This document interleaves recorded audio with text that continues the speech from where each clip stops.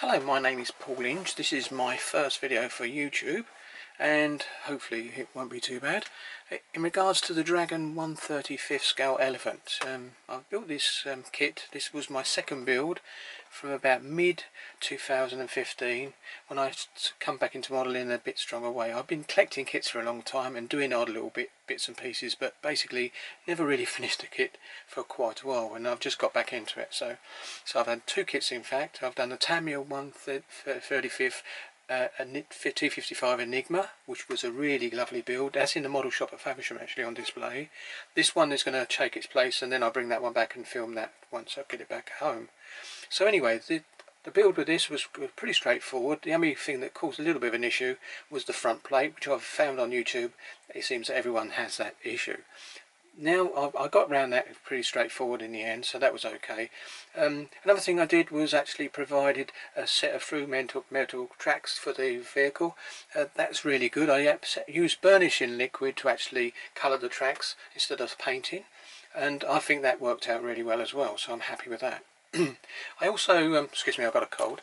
I also made a cable for the side using strands of copper wire. These were held in a pin vise, or I should say a drill chuck, and done very low speed, and as it twined it round it tightened it up, and it really did to produce a really nice cable. And I've seen other people do it as well on YouTube, so that's where I got the idea.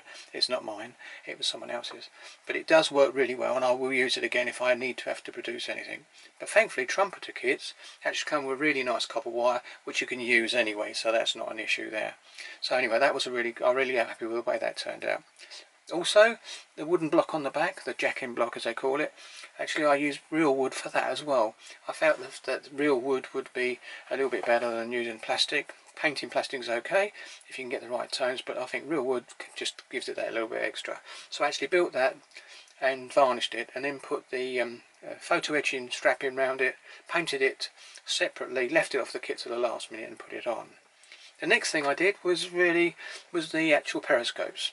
Both the drivers and commanders hatches have got periscopes, and I needed to actually be able to paint them. So what I did, I painted them on the sprue, first painting all the non-optic bits silver, then painting semi-gloss black over the top, and then leave them on the sprue to dry and left them there until the end of the kit.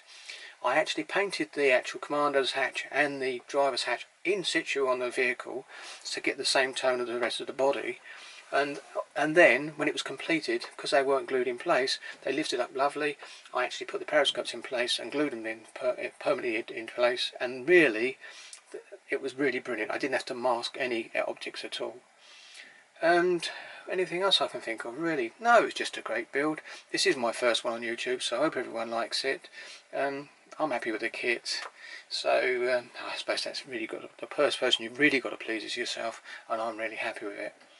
Another thing to say is that on February the 1st, because it's Twitter that actually got me more into YouTubing than anyone else really, I decided to have a go, and he actually sort of edged me on, and I've actually done it.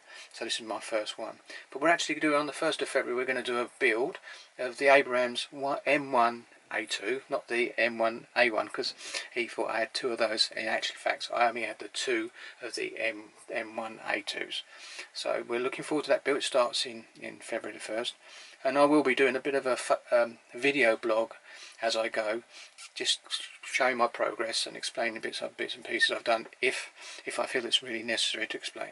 Anyway, thank you very much if you've watched this video, and please click the like, and also if there's anything you could suggest for next time, brilliant. Oh, one thing I should say is I didn't actually weather it too much, because I did like the cleaner vehicle. I have put a bit of dusting around the sides, a bit of mud on the front and the back, but this vehicle was meant to have been returned from Kirsch and actually then refitted with a bow machine gun and retarted up, as I'd like to call it, and then sent out. So this is a vehicle that's just left Germany on its way to, say, presumably Italy, to do its business there. Excuse me, my cold's coming through. But anyway, sorry about that, but thank you very much for watching, and this is Paul Inge out.